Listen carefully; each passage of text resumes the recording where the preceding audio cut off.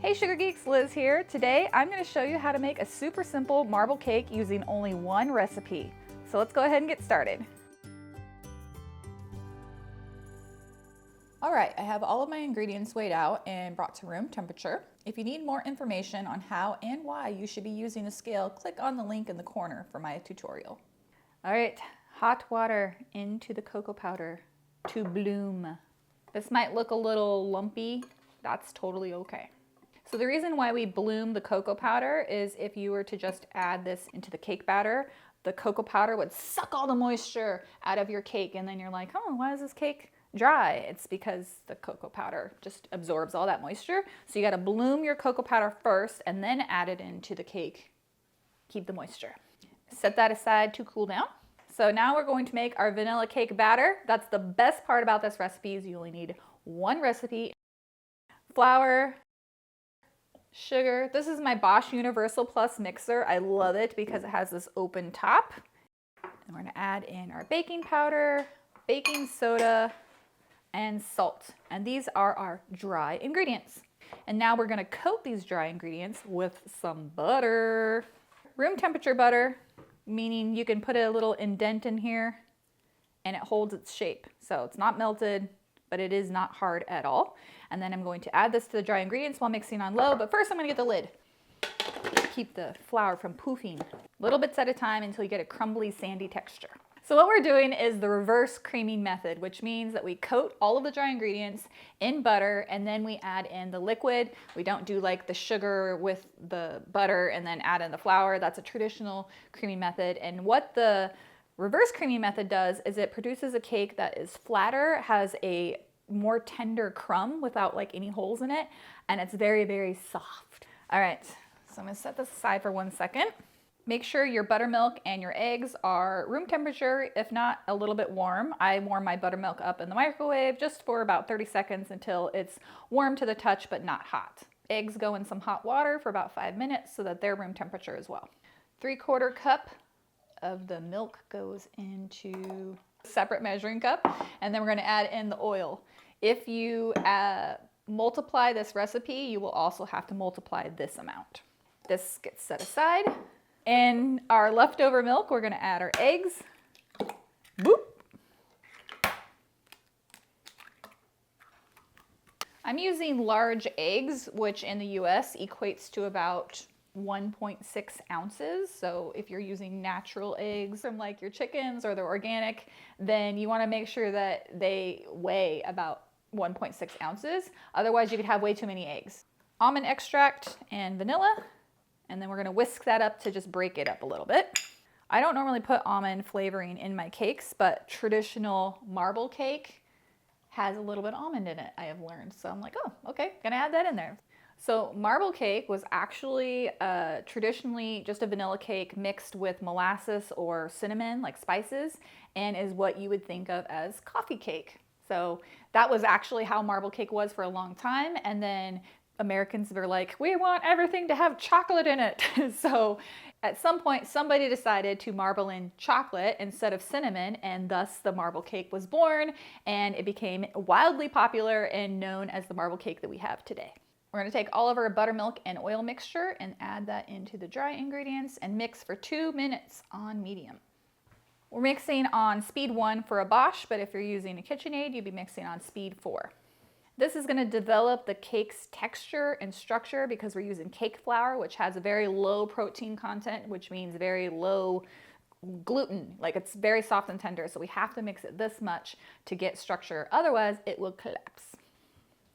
Ooh, look how beautiful and fluffy that is. That is going to equate to some gorgeous fluffy batter. That's the way it should look. You see all that air has been incorporated into it. Super light, almost white. So now I'm going to start adding in the rest of my milk and egg mixture. If you are not using a Bosch, then you should be scraping in between. But because my Bosch has self-scraping superpowers, I don't need to do that. And as soon as all your liquids are in there, it's done. All right, so now I'm going to divide my batter. I'm going to put about 1/3 of it in this other bowl over here, and the rest is going to go in this big bowl. This is a lot more cake batter than I normally make because I want 3 really thick cake layers that are 8 inches by 2 inches. You can reduce or increase the recipe by just adjusting the servings on the recipe card on the blog, and you can put it in metric. For all you grams lovers out there, there's a tiny little button that says metric on the recipe card on the blog post. You can get this marble cake recipe by visiting the link above or in the description below. All right, so now I'm going to take this chocolate mixture, mix it into this vanilla batter, and then we will be able to marble with only one recipe. I am using Dutched cocoa powder, which is darker in color and kind of results in a more fudgier marble, but you can use natural and you don't have to change any of the leavening because it's just such a small amount, it's not going to make a difference. So I have my 8-inch by 2-inch cake pan. This is a Magic Line pan. I like it a lot because it hardly browns the edges at all, makes them look really pretty. I've already coated this with some cake goop. You can get that recipe in the link above, and it is the most amazing pan release ever. No parchment paper required, and it's cheap.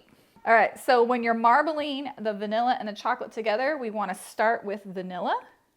This is the proper way to marble. And then some chocolate. We want our cake pans to be about 3/4 full.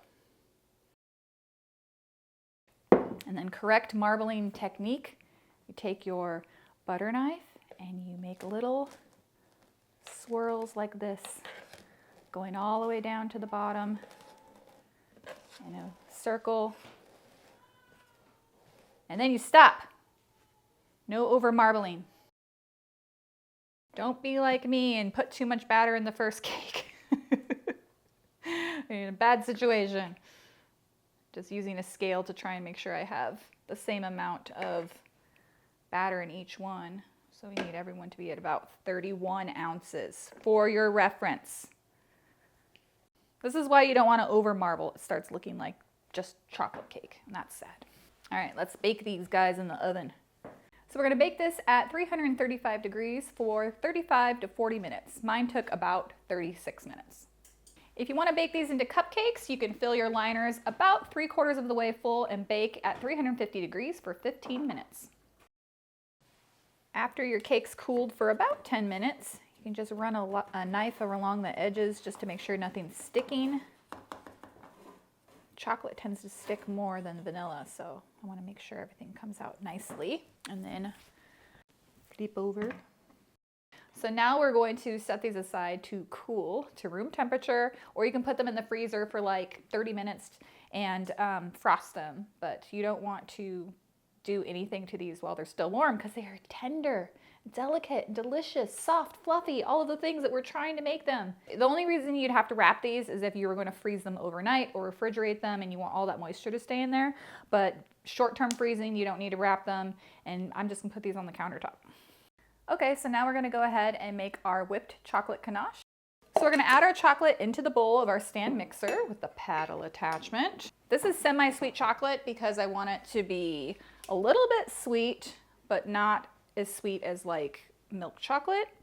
And then we're going to add our steaming cream on top and let that sit for 5 minutes. After 5 minutes, you can go ahead and mix on low until it's smooth and creamy.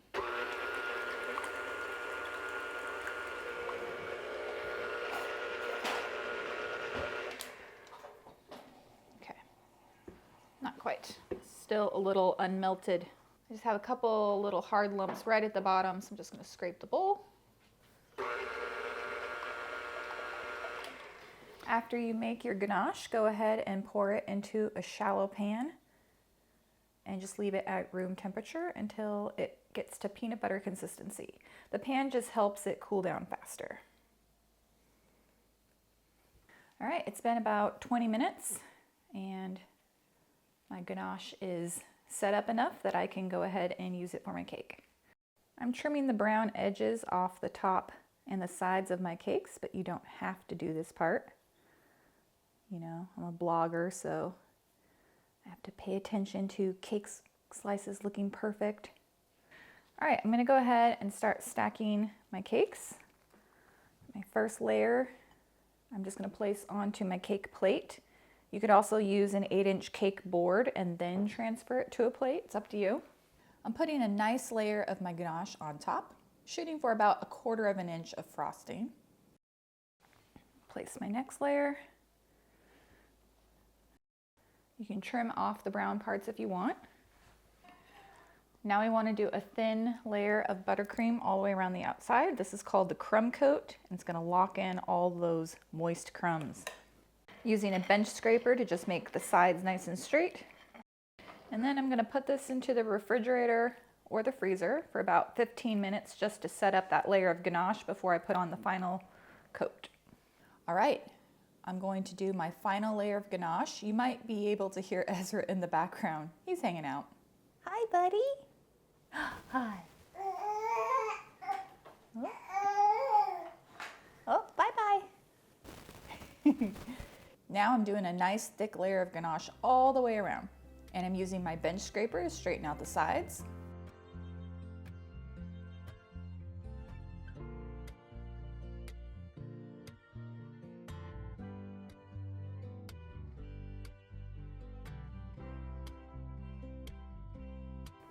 Wipe up any excess ganache on your plate.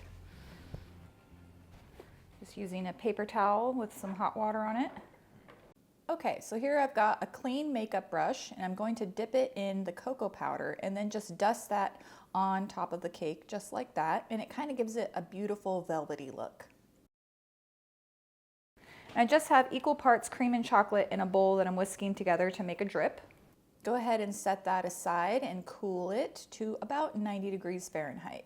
My cake has been chilling in the fridge while my ganache was cooling down.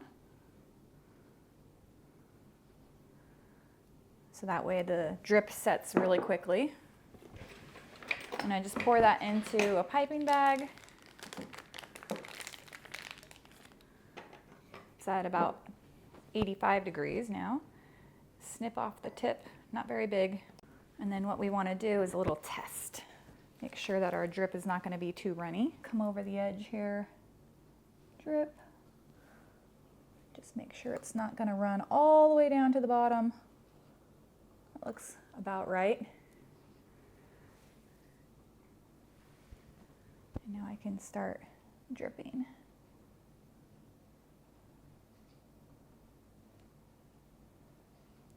I'm just going for a very kind of natural drip, not trying to get them super perfect. I just want the contrast of that shiny ganache with the matte velvet, because I think that's fun. Just adding a little bit more ganache to the top. And smoothing any holes. It's so shiny, I can see like my reflection in it. And then I'm going to add a few sprinkles to the top. I got these sprinkles from Into Food. I love them because they're nice and crispy on the inside and won't crack your teeth. And then I have some crunchy sprinkles from Into Foods as well. They're like basically big like rice cereal treats covered in chocolate. There we go. So that's it. That's how you make a marble cake with just one vanilla cake batter. See, I told you didn't need two. This cake is so moist and fluffy. I have a feeling it's going to be one of your new favorites. If you like this video, be sure to check out my other recipes like German chocolate cake or my classic vanilla. I'm Liz Merrick, and I'll see you guys next time. Bye.